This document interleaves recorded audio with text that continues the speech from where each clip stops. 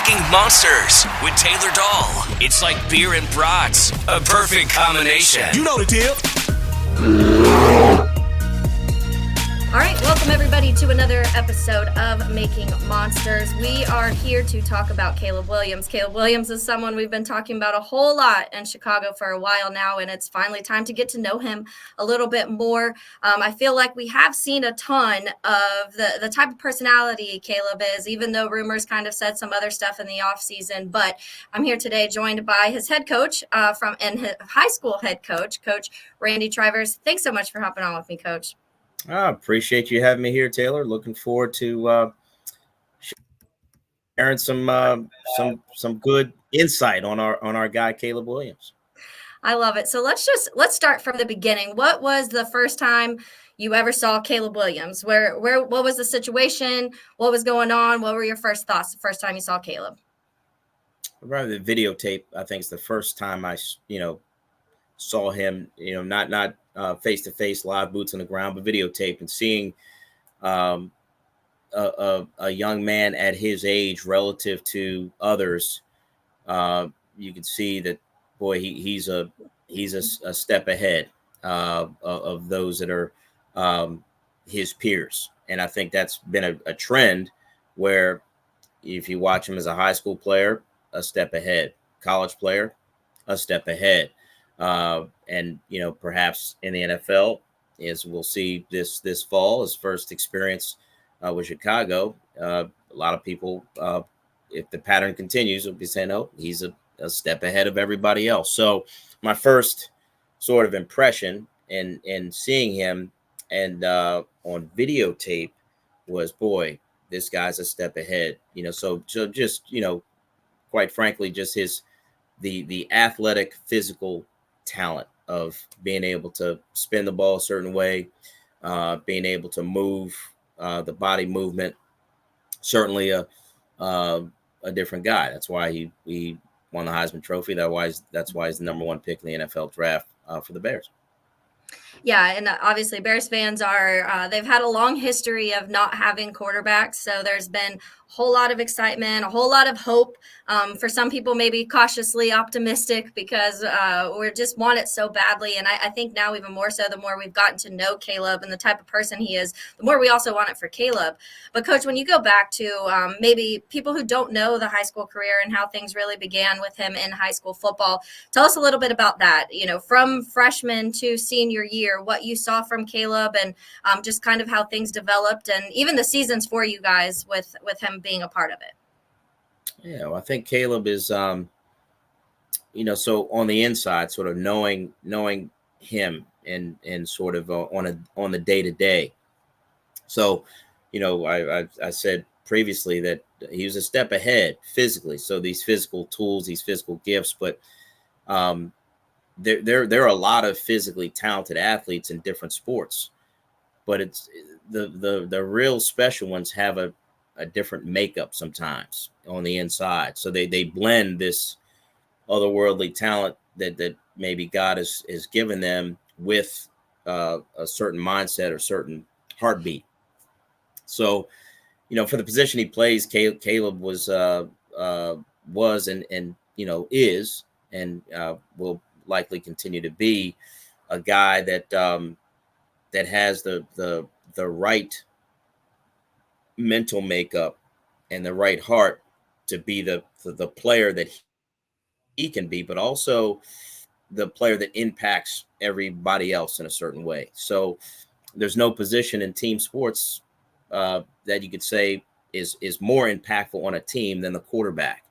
And so Caleb, as a quarterback, has a great way of inspiring others around him. All right, so he's going to involve other players in a certain way and help them be better because of the way that he can throw the ball, run the ball, think, and make great decisions with the ball and put it in places that maybe other human beings cannot as often as he can.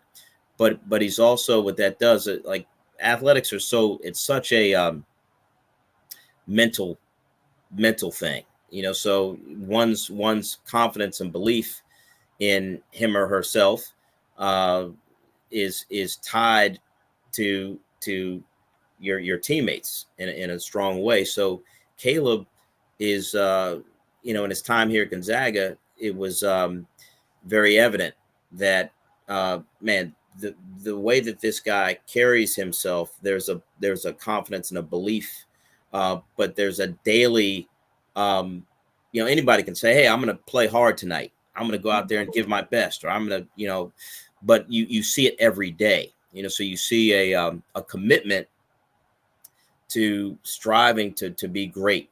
So there's a commitment to it, and then you see these things that happen to say, man, if this is the guy that's leading our offense, man, I feel even more confident in being able to do my job because of the way that he's operating and doing his job. And there's sort of this raising of a level of expectation in how everybody's performing by the way everybody's preparing, and then a confidence and a trust and a belief. So it's Caleb's is a good guy, in the sense that you have two things that happen as a teammate. You like him and you respect him. So sometimes you respect the guy, but man, is he really a good guy? Or sometimes a really good guy, but do you really respect him in a way that he's gonna so Caleb brings a strong sense of likability and respect. So you want to play with that guy, you want to play for that guy, he's got your back, he's going to compete until the end to do whatever it takes to help you and to help us, and that's inspiring in a way.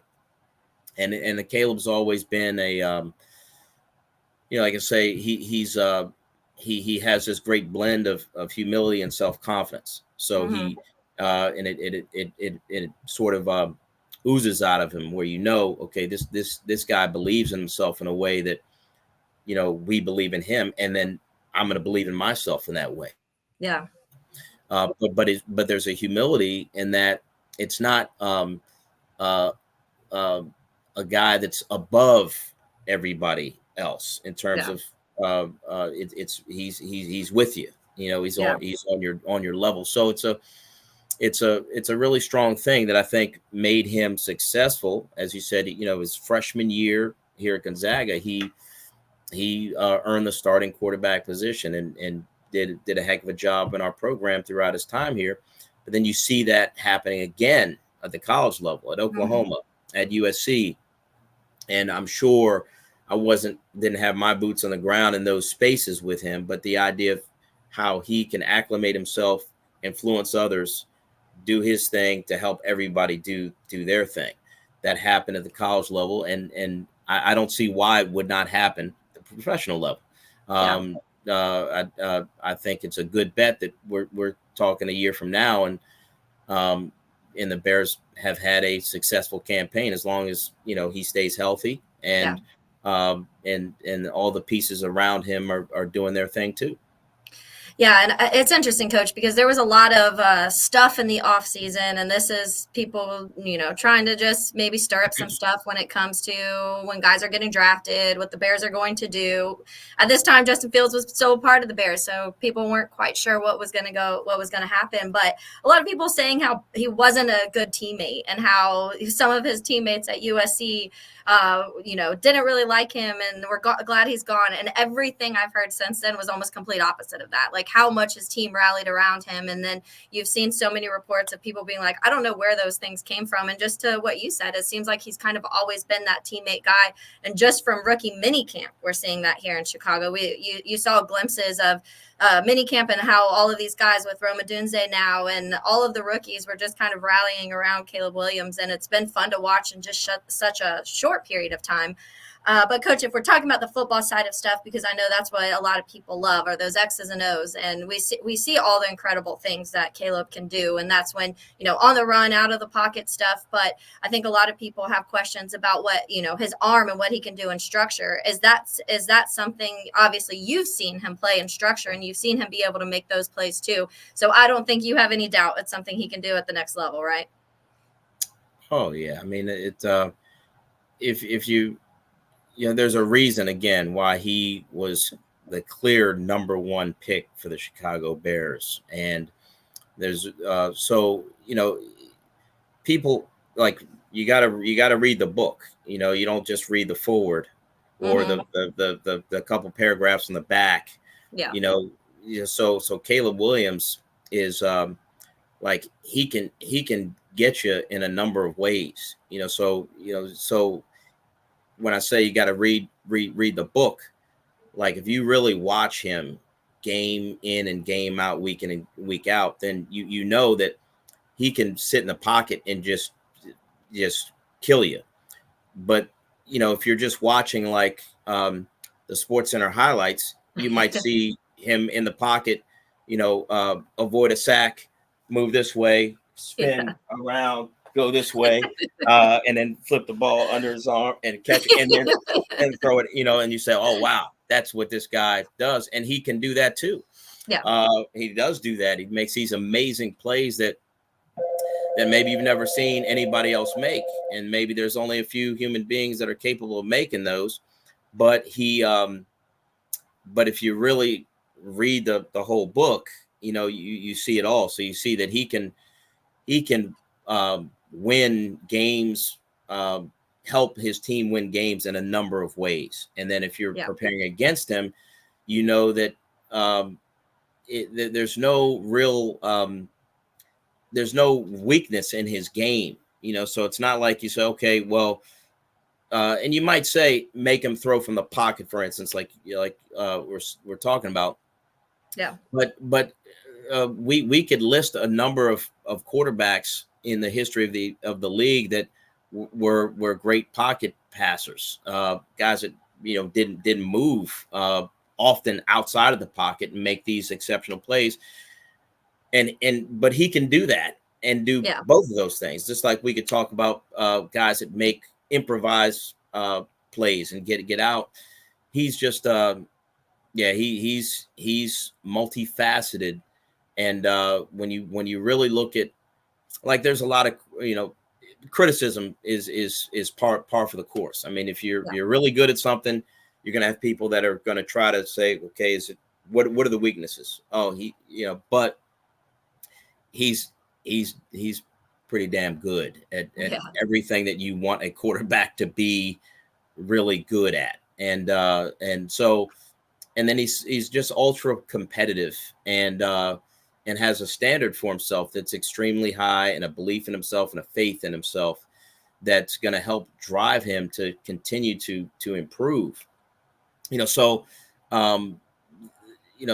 Caleb it's hard for me to envision him not continuing to have this pattern of success.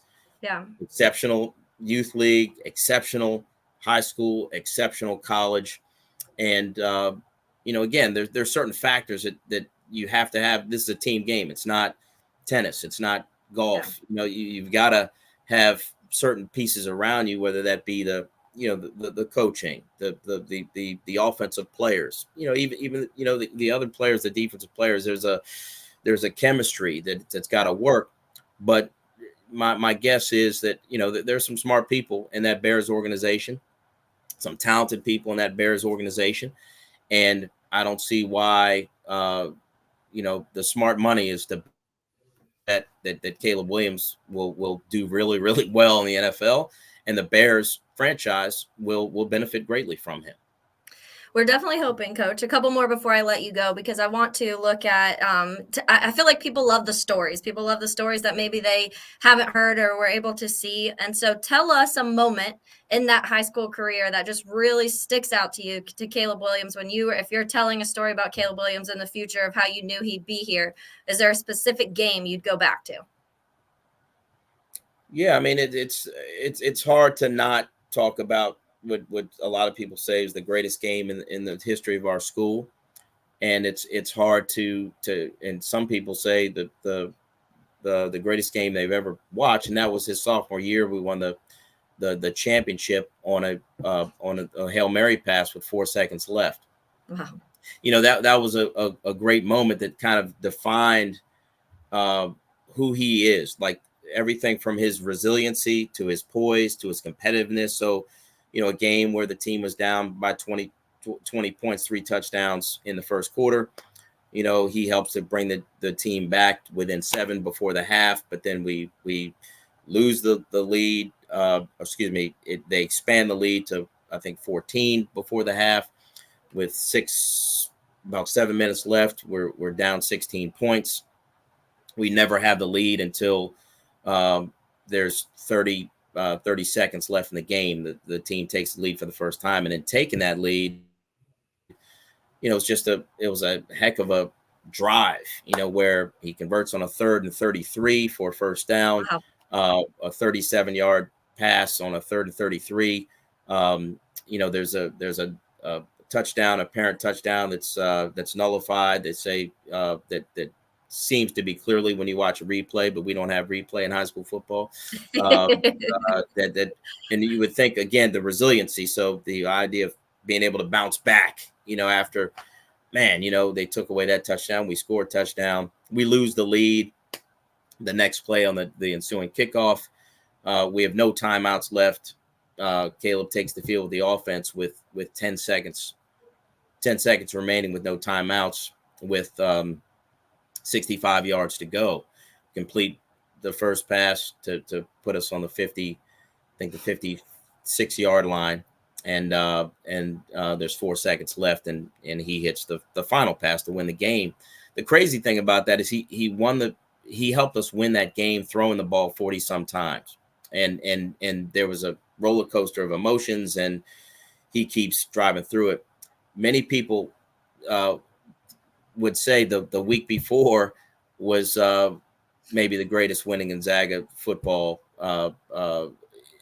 But Caleb, the way he did it differently. So that game, he ran the ball nearly 30 times and only threw the ball 14 times.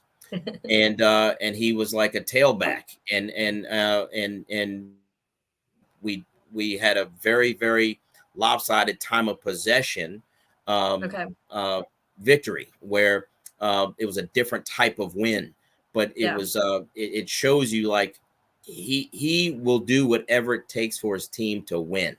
It's not about, hey, I've got to throw this many passes or this many touchdowns or run this. It's whatever it takes. Like, he's all about his team winning, bottom line. Yeah. And so that was like a 2 weeks span where you saw, it was a 2 victories that were, Caleb heavily influenced, but he did it he helped do it in a very, very uniquely different way. But his competitiveness, Chicago, you're going to love that about him. You're going to love that he will never, ever succumb. He will fight till the end. And the fact of the matter is that if you're wearing those colors, in the stands, or you're on the sideline, or you're in the game with them, like, you always have a chance. Mm-hmm. You really believe that your team, because of his influence, like, we got a real chance. And that was the way it was when he was here. I'm certain that's the way his teammates and coaches felt about him at the college level, and they feel that way. They'll feel that way in the pros. And guess what? The other team, they kind of maybe feel a little bit of nervousness that, what, those guys do have a chance. You know what I mean? So it's like he's that type of athlete that you have. So Chicago, be fired up. Be fired up. We're excited. I'll tell you, Coach, if he beats the Packers week 11, they might build a statue for him already in Chicago. That's just how it is. I go back, Coach, to around Combine time. He did an interview, I believe it was with Colin Cowherd. And in that, Colin kind of alluded to his crazy out-of-pocket plays and running the ball. And Caleb was like, I don't want to have to do that. I want to throw the ball to my receivers. I want to get the ball to my playmakers. And I love that, because it is like, to me, it was a sense of like, I can do both, but I also like I want my teammates to be involved in this as much as they, like, I want to win, they want to win. We all want to do it together. And I love that comment by him, because I think so many people have that illusion that he just did because of the Lincoln Riley USC time. Like that's just kind of what he can do, and he can do all of it. And you just alluded to that. Final one before I let you go, because I do with this, when it comes to the recruiting process, it's become very different, obviously. And Caleb Williams is one of these first guys to get these big NIL deals and kind of go through that path of what college football is turning into. But obviously, he started at Oklahoma. So share with us a little bit just how that recruiting process was at first for him and that decision to go to Oklahoma at first. I think, Caleb is always a thoughtful person, and his family, thoughtful people in terms of what's going to be the situation that puts you in a position to be successful and to achieve your goals. So in the recruiting sort of landscape, you're when you're Caleb Williams, you have options, and whether it was coming here to Gonzaga or whether it was originally going to play for Coach Riley at Oklahoma, you have options. You're coveted. You have great value. So when you have those options, you say, okay, what's the situation that is going to best put me in a position to achieve the goals that I want to achieve? So in coming to Gonzaga, he wanted to, what's the place to make me the best student athlete person to get me to that next level? You go to play for Coach Riley. What's the place that's going to give me the best chance to be the best student athlete person that's going to put me at that next level? And so, a lot of times people are they may be looking around and seeing what others are doing.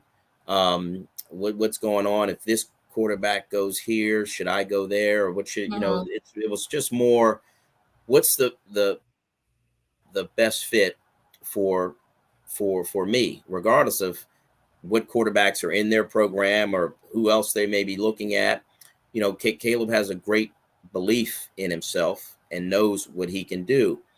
And then so it's more, okay, where are the people? What's the environment that's going to help me grow, challenge me in the right way, and really help me grow for my next opportunity? And so, again, he had a lot of options and a lot of good choices for sure.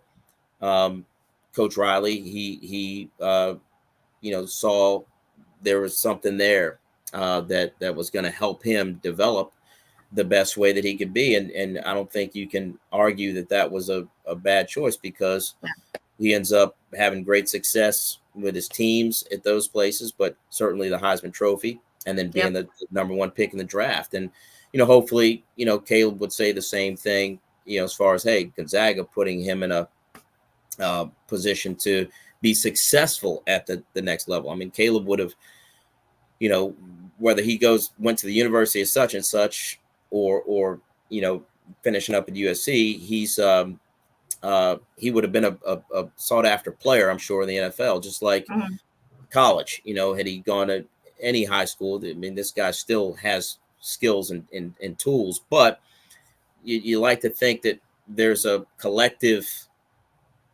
effort to help to enhance one's potential as best possible. And I think, in some ways, Gonzaga maybe helped him in that way. And in some ways, USC helped him, and Coach Riley, Oklahoma, the places he was, all sort of had contributions to helping him fulfill his great potential. Yeah, and I love it, and that's the big reason I do Making Monsters, Coach, is because I like to hear these different paths. Everyone gets to the NFL and goes through their college career in different ways. I've had guys who have been 5-star recruits going straight to Alabama, and I've covered guys who had to go to a JUCO school and then kind of transfer to another, and then then make it to the NFL. So it's always fun to hear the stories and the paths and kind of how they get there. And I know a lot of times, especially for guys like Caleb, parents like Carl is a big part of Caleb's world and his football world, and we hear a lot about Carl Williams too. But it's really fun, and I love hearing just kind of we have these guys as Chicago Bears, but they have a whole life before they're Chicago Bears. And I love kind of hearing about that a little bit. But everything I've heard about Caleb is fantastic. We're super excited here in Chicago. And I know you guys at Gonzaga, you get to cheer for Olu, Fashanu, and Caleb Williams in the NFL this year. So that's really fun. I know some Bears fans were honestly kind of hoping we got Olu too, because it'd be kind of fun. Oh yeah. No, I was hoping for that dream scenario. But you know what? If I can't cheer for them both together on the same team, I can cheer for both of them every game until they have to face each other in the Super Bowl. You know, which would be awesome. If we have the Bears Jets Super Bowl, and then I'll be wearing like a Bears hat and a Jets jersey or something like that, and cheering for both of the guys. You know, I will tell you that were to happen. That would be a wild let's say like something crazy does happen and it ends up being Bears Jets this season, and then somehow it's Bears against Aaron Rodgers still in the Super Bowl. It'd be kind of crazy. That'd be crazy, right? Yeah. All right, Coach. Well, thank you so much. I really appreciate it. I know you're busy. Good luck this season, and we're rooting for you guys. I know you're rooting for Caleb, so I appreciate it. Appreciate you, Taylor, and yeah, let's go. I'm a big Chicago Bear fan now. Making monsters. I'm with the Let's go with the Bears. All right. All Here right. we go. I love it. Thanks, Coach. Have a good rest of your week. Take care. You too. Thanks.